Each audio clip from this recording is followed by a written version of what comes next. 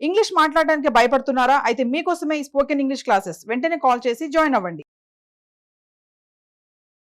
నమస్తే రమగారు. నమస్తే జయ. రమగారు, అశ్విని దేవతల కథలు చాలా బాగుంటాయని విన్నానండి. ఎన్ని చెప్పుకోవచ్చండి?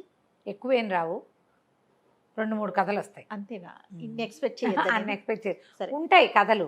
అవేంటంటే రకరకాల పురాణాల్లో అశ్విని దేవతలు వాళ్ళ కాళ్ళు బాగు చేశారు, వీళ్ళ కీళ్ళు బాగు చేశారు, వాళ్ళని బతికించారు, 4 వాక్యాలు 3 వాక్యాల్లో చెప్తారు.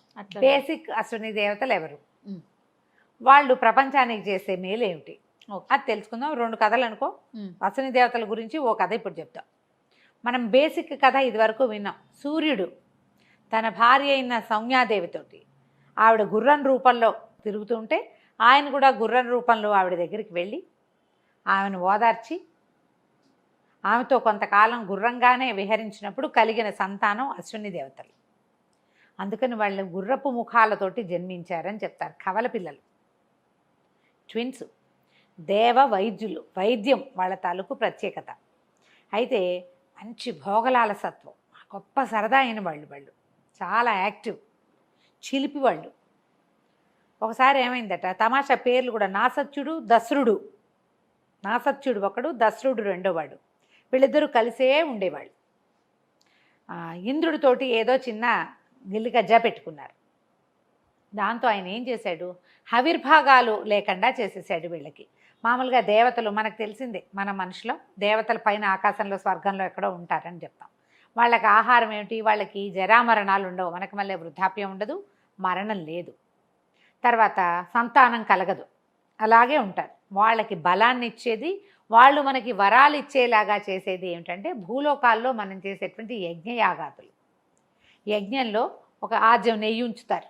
ఆజ్యం ఉంచి ఫలానా ఇంద్రాయ ఇదన్ నమమ, విష్ణవే ఇదన్ నమమ, అగ్నయే ఇదన్ నమమ అని ఇలా హవిర్భాగాలు హవిస్సుని ఇస్తారు. ఈ అగ్నిలో వేసేటువంటి ఆజ్యము వాటి వల్ల పుట్టేటువంటి శక్తిని భాగాలు చేసి దేవతలకి పంచబడుతుంది. ఆ హవిర్భాగాల వల్లే వాళ్ళకి శక్తి వస్తుంది, వాళ్ళ బలం అది. దేవతలందరికీ హవిర్భాగాలు ఉంటాయి. ఆ హవిస్సులో భాగం అన్నమాట. అయితే ఈ సూర్యుని కుమారులైన ఈ అశ్విని దేవతలకి ఇంద్రుడు ఏం చేశాడట, మీరు ఇట్లా కొంటెతనం వేషాలు వేశారు కాబట్టి, ఇట్లా నాతో అమర్యాదగా ప్రవర్తించారు కాబట్టి మీకు హవిర్భాగం లేదు. చాలా కష్టంలో ఉండేవాళ్ళు వాళ్ళు. అయ్యో మాకు హవిర్భాగం లభించట్లేదు. ఆ తండ్రికి లభిస్తుంది, అన్నయ్యలకి లభిస్తుంది, వీళ్ళకి లభించదు. ఇంతకీ వీళ్ళ అన్నయ్యలు ఎవరెవరు? సూర్యుని యొక్క కుమారులు యమధర్మరాజు, శనైశ్వరుడు. వీళ్ళిద్దరూ అశ్విని దేవతలకి అన్నయ్యలు. వాళ్ళు ప్రపంచ నిర్మాణంలో వాళ్ళ భాగస్వామ్యం వాళ్ళు తీసుకున్నారు. వీళ్ళకి ఉంది, వీళ్ళు అన్ని చోట్ల వైద్యం చేస్తారు, కానీ హవిర్భాగం లేదు. హవిర్భాగం సంపాదించుకోవాలని ఒక కోరిక ఉంది వాళ్ళకి. తర్వాత దానికి దాంతో పాటుగా మహావిద్య అంటే బ్రహ్మ విద్య ఉపదేశం పొందాలని కోరిక. అథర్వ ఋషి అనే ఒక గొప్ప ఋషి ఉన్నారు. ఆ ఋషి గారి శిష్యుడైన దద్యుడు ఈ అశ్విని దేవతలకి గురువు. వాళ్ళు ఆయన దగ్గర పరిపరి విధాలుగా ప్రార్థించేవాళ్ళు, బ్రహ్మ విద్య ఉపదేశం చేయి మాకు, తద్వారా మాకు హవిర్భాగం వస్తుంది అంటే.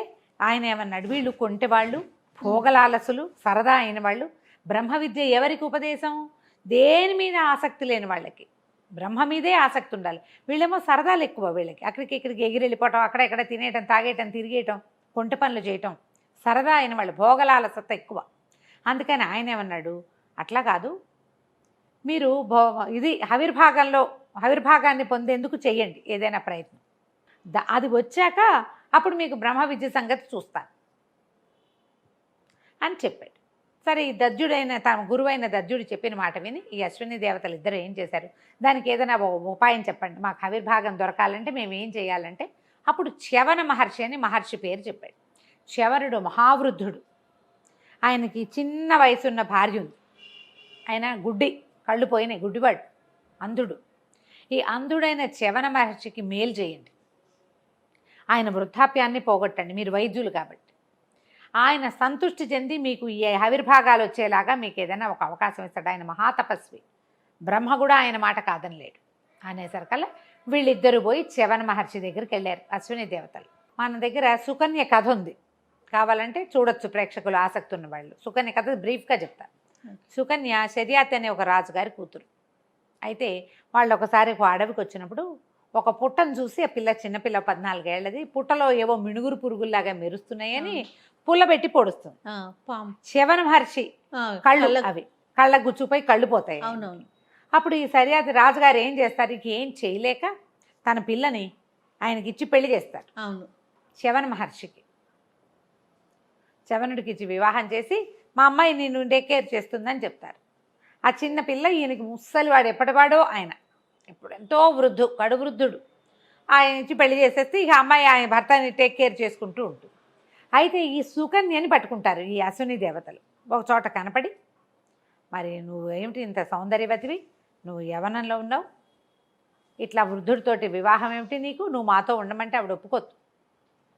పతిభక్తితోటి నేను పతివ్రతని రాజపుత్రికని, నేను ఇట్లా దుర్వ్యవసాయం నేను చెయ్యను అని చెప్తే ఆ పాతివ్రత్యానికి సంతోషించినట్టు సంతోషించి వీళ్ళు శవన మహర్షి దగ్గరికి వెళ్ళి ఆయనని తమతో పాటు తీసుకెళ్ళి ఆయనకు ఒక మంచి రసాయనం, ఏమంటారు దాన్ని, వృద్ధాప్యం పోయేటువంటి రసాయనాన్ని ఇచ్చి ఆయన్ని తమలాంటి సౌందర్యవంతుడిగా నవయువకుడిగా తయారు చేశారు. అబ్బా. తన భార్య ఆయనేమో పెళ్లి చేసుకుంది, ఆ పిల్ల చిట్టి పిల్ల కదా, ఆ చిన్నపిల్లని సంతోషపెట్టడానికి తగిన అవకాశం కల్పించినందుకు ఆయన ఏం ప్రయత్నం చేయాలి, వీళ్ళే చేశారు అశ్విని దేవతలు. ఆయన అశ్విని దేవతలకి మీకేం కావాలో చెప్పండి, అది నేను చేసి పెడతానన్నాడు. నాకు హవిర్భాగాన్ని ఇప్పించండి మాకని వీళ్ళు అడిగారు. వీళ్ళు చేసిన ఉపకారానికి ప్రత్యుపకారంగా శవన మహర్షి ఒక అద్భుతమైన యజ్ఞం చేసి ఆ యజ్ఞంలో హవిర్భాగాలని అశ్విని దేవతలకు ఇచ్చాడు. అక్కడి నుంచి ప్రతి యజ్ఞంలోనూ హవిర్భాగం అశ్విని దేవతకి దొరికేలాగా చేశాడు. వీళ్ళకు కూడా దొరుకుతుంది. సరే, ఈ మీన్ టైము ఈ సమయంలో ఏమైందట, ఇంద్రుడు ఈ వీళ్ళ గురువు ఉన్నాడు కదా, అశ్వినుల యొక్క గురువు దద్యుడు, ఆయన దగ్గరికి వెళ్ళి బ్రహ్మ విద్యోపదేశం చేయమని అడిగాడు. అడిగేసరికల్లా ఏం చెయ్యాలో తెలియలే ఆయనకి. ఇంద్రుడు భోగలాలసుడే, ఇంద్ర పదవే భోగలాలసత, కాదంటే ఏమంటాడో తెలీదు. బాగా ఆలోచించి సరే కౌపీనధారివిగా నమిత్పాణివిగా ఇట్లా దండం పెట్టుకుని అంజలి వదలకూడదు, నువ్వు వినయంతో వస్తే బ్రహ్మ విద్యోపదేశం చేస్తానన్నాడు. సరే ఒప్పుకున్నాడు ఇంద్రుడు. కౌపీనధారిగా వచ్చాడు, చేతులు జోడించుకుని వచ్చాడు. కౌపీనం అంటే మిగిలిన వస్త్రాలు ఆభరణాలు అన్నీ తీసేసి కేవలం గోచి మాత్రమే వచ్చాడు. బ్రహ్మ విద్యోపదేశం అయిన తర్వాత ఈయన ఏం చెప్పాడంటే, నువ్వు ఇతరులను హింసించకూడదు, ఇతరుల మీద నీ తాలూకు ప్రజ్ఞాపాఠవాలు చూపించకూడదు, నువ్వు వినయశీలిగా ఉండాలి అని బోధ. అంటే మనం ఇప్పుడు ఇంత విద్యోపదేశం చేశాక అబ్బాయి దీన్ని ఫలానా చోట వాడు, ఫలానా చోట వాడద్దు అని ఏదో చెప్పాలి కదా గురువుగా. చెప్పేసరికల్లా ఇంద్రుడు తిరగబడిపోయాడు ఆయన మీద. దండం అయితే పెట్టాడు కానీ వినయంతో కాదు అది. పైగా తనడేదో ఆయన తప్పడుతున్నాడు అన్నట్టుగా అర్థమైంది అతనికి. అర్థమై తిరగబడి విద్యోపదేశం చేయమన్నా చేసావు, ఎంత పట్టుకుండాలో అంత పట్టుకుంటూ, నేను ఎలా ఉండాలో నువ్వు నాకు తీర్పులు చెప్పకు, నేను చేయనట్ల. పైగా ఇప్పుడు నాకు విద్యోపదేశం చేసావు బ్రహ్మ విద్య, ఇంకొకడికి ఎవరికి ఉపదేశం చేసినా నీ తల ముక్కలు చేస్తాను, తల తరిగేస్తానని చెప్పాడు. తల నరికేస్తాను, నీది ముక్కలుగా నరుకుతాను నీ తలని, నువ్వు ఇంకొకడికి బ్రహ్మోపదేశం చేయటానికి వీల్లేదు అని చెప్పి వెళ్ళిపోయాడు. ఈ దద్యుడు ఏం చేస్తాడు, మాట్లాడకుండా ఊరుకున్నాడు. సరే ఇక బ్రహ్మవాడు ఇంద్రుడు ఇక మనం చేసేది ఏమీ లేదని. ఈ ఇంద్రుడు వెళ్ళిపోయిన కొంతకాలానికి హవిర్భాగాలు పొందిన అశ్విని దేవతలు ఇద్దరూ ఆ హవిర్భాగాలు పొంది ఆ యజ్ఞంలో కూర్చుని ఉండేసరికల్లా మెల్లిగా వాళ్ళకి ఆ భోగపరాయణత్వం తగ్గిపోయింది. ప్రపంచానికి మేలు చేయాలనే ఉద్దేశం ప్రబలింది, ఎక్కువైంది. అంతకుముందు వాళ్ళలో ఉన్న కుంటితనం అవన్నీ పోయినాయి. అదే పోయి ఇంకా మనకి ఇది వచ్చింది, ఇక మనకి బ్రహ్మ విద్య రావటమే ఆలస్యం. బ్రహ్మ విద్యోపదేశం చేయమని తమ గురువుని ఆశ్రయించి వెళ్ళారు. వాళ్ళు వెళ్ళటమే కౌపీనధారులుగా వెళ్ళటమే గురువుగారి దగ్గరికి. ఆ విద్యకి ఎలా వెళ్ళాలో అలా వెళ్ళిపోయారు. వెళ్ళేసరికి ఈయన పడ్డాడు ఇరుకులో. ఇప్పుడు ఏం చేయటం? ఇంద్రుడు ఏం చెప్పాడు, ఎవరికి బ్రహ్మ విద్యోపదేశం చేసినా వెంట నరుకుతానన్నాడు. నరికేశాక ఇక నేను చేసేది ఏముంది? అది పైగా ఇంద్రుడికి వీళ్ళ మొహమే గిట్టదు, వీళ్ళకి చేశామంటే అసలు ఒప్పుకోడు. దాంతో అతనికి ఏం చేయాలో తెలియక దద్యుడు, నాయన మీరు పద్ధతిగా ఉన్నారు, భోగపరాయణత్వం తగ్గిపోయింది, పైగా మీకు హవిర్భాగాలు కూడా దక్కుతున్నాయి, మీరు మంచి వినీత వేషధారులుగా ఉన్నారు, అన్నీ బాగున్నాయి, కానీ నేను కనుక ఇలా ఏమైనా చేశానా వాడు ఇంద్రుడు వచ్చేస్తాడు, ప్రతిజ్ఞాభంగం అవుతుంది, ఎవరికీ చెప్పను అని చెప్పా. ప్రతిజ్ఞాభంగమైనా పర్వాలా, కానీ ఇక నేను బతికుండనే ఆ తర్వాత అనేసరికల్లా వీళ్ళలో ఈ దశరుడు భలే చురుకు. ఏమన్నాడంటే, మనం ఒక పని చేయొచ్చు, మనకు వచ్చిందే వైద్య విద్య, మనం వైద్యం కోసమే పుట్టాం, ఓ పని చేద్దాం. ముందు గురువుగారి మెడ నరికి ఒక గుర్రం తల పెడదాం, గురువుగారి తల తీసుకెళ్ళి గుర్రానికి పెట్టేద్దాం. మన బ్రహ్మ విద్యోపదేశం గురువు అశ్వముఖంతో నేర్చుకుందాం. మనం అశ్వముఖంతో మనకు చెప్తాడు. ఇంద్రుడు వచ్చి మెడ నరికేస్తాడు, అశ్వముఖం పోతుంది, గురువుగారి తల మన దగ్గర ఉంది, గుర్రానికి పెట్టాం, అది తీసుకొచ్చి ఇక్కడ అంటిద్దాం. బాగుందిగా. సరే ఒప్పుకున్నారు. ఒప్పుకున్నాక చక్కగా చిన్న ఆపరేషన్ చేసి గురువుగారి మెడ ఉత్తరిచ్చేసి తీసుకుపోయి ఈ దద్యుడి మెడని ఒక గుర్రానికి పెట్టి గుర్రం మెడ తీసుకొచ్చి ఈయనకి పెట్టారు. పెట్టేసరికల్లా ఏమైంది, ఈయన ఉపదేశం మొదలుపెట్టాడు. ఎప్పుడైతే ఇంద్రుడికి ఇలా గుర్రపు సకిలింత వినపడిందో, ఏం జరుగుతోందని చూసి, ఓహో నేను వద్దన్నానని తన ముఖంతో కాకుండా గుర్రం ముఖంతో బ్రహ్మ విద్యోపదేశం చేసినాడు. 2 గుర్రం మొహాలున్న వీళ్ళిద్దరికీను ఆ తల ఉత్తరించకపోతే నా శక్తి అవునా అని వచ్చేసాడు పరిగెత్తుకుంటూ. వీళ్ళకి విద్యోపదేశం పూర్తయింది. ఇంద్రుడు వచ్చి మెడ నరికేశాడు. అతికించిన మెడేగా. గురువుగారు పడిపోవటం ఏమిటి, వీళ్ళు పరిగెత్తుకుంటూ వెళ్ళి ఆ గుర్రాన్ని చంపేసి ఆ తల తెచ్చి ఈయనకు పెట్టి గుర్రం తల తీసుకెళ్ళి దానికి పెట్టేశారు. గుర్రానికి గుర్రం బతికింది, గురువుకి గురువు బతికాడు. ఎప్పుడైతే ఇంత తతంగం జరిగిందో బ్రహ్మదేవుడికి తెలిసిపోయింది కథ. తెలిసి ఇంద్రుడిని కేకలేశాడు, నువ్వు ఇది తప్పు, అశ్వనులకు బ్రహ్మ విద్య ఉపదేశిస్తానని దద్యుడు చెప్పాడు. అతను చెప్పిన మాట అంటే మరి నాకు చెప్పిన ఇది నాతో ప్రతిజ్ఞ, నాకు చేసిన ప్రతిజ్ఞ మానేశాడు కదా, అశ్వనుల ప్రతిజ్ఞ ఎట్లా నిలబెట్టుకుంటాడు దద్యుడు అని అడిగాడు ఇంద్రుడు. అశ్వనుల కోసం ఈయన ఒక ప్రతిజ్ఞ చేశాడు. అశ్వనులు ఎట్లా ఉన్నారు, వినీత వేషధారులుగా వినయశీలుగా ఉన్నారు.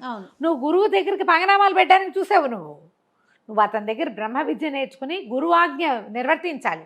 నువ్వు ఎప్పుడైతే ఆజ్ఞ నిర్వర్తించకుండా నువ్వు వినయశీలిగా ఉండు అని అన్న మాటని నువ్వు ఎప్పుడైతే నిరాకరించావో ఆయన గురుత్వం పోయింది, నీ శిష్యత్వం పోయింది. నీకోసం చేసిన ప్రతిజ్ఞ నిలబెట్టుకోకపోయినా పర్వాలా, కానీ వినయశీలుగా మీరు ఈ పని చేయండి ఆ తర్వాత నేను చేస్తానంటే వాళ్ళు ఆ పని చేయడానికి పోయారు. పాపం అక్కడికి వెళ్ళారు, శవనుడిని మెప్పించారు, ఆవిర్భాగాలు తీసుకున్నారు.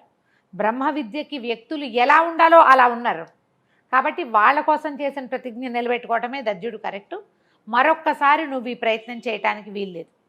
ఇంకా అశ్వనుల ఆవిర్భాగం జోలికి నువ్వు రావద్దు అని చాలా గట్టిగా కేకలేసి వాళ్ళని లైన్లో పెట్టాడు. ఇంద్రుడిని లైన్లో పెట్టేశాడు బ్రహ్మదేవుడు. ఈ అశ్వని దేవతలు ఆ తర్వాత ఎన్నో విచిత్రమైన పనులు చేశారు. ఎన్ని రకాల పురాణాల్లోనో వాళ్ళు వచ్చి కాళ్ళు లేని వాళ్ళకి కాళ్ళు పెట్టినట్టు, మెడ లేని వాళ్ళకి మెడ పెట్టినట్టు, లోపలున్న గర్భస్థ శిశువుని ఏమాత్రం ఇది లేకుండా బయటికి తీసినట్టు అలాంటివి ఎన్నో సంఘటనలు చెప్తారు. ఏ పురాణమైనా చెప్పేటప్పుడు ఈ అశ్విని దేవతల సంగతి ఒక మధ్యలో కనపడుతుంది. అశ్విని దేవతలు వచ్చి ఈ పని చేశారని. ఈ అశ్విని దేవతల సంతానమే మనకి మహాభారతంలో చూసేటువంటి నకులుడు సహదేవుడు. వీళ్ళిద్దరూ మహా అందగాళ్ళట. అశ్విని దేవతలు చాలా కర్రముఖాలు కానీ మహాద్భుతమైన సౌందర్యం కలిగిన వాళ్ళు. ఇలాంటి కథ చెప్పబడుతుంది అశ్విని దేవతల గురించి. కథ కంచికి మనం ఇంటికి. నమస్తే. నమస్తే.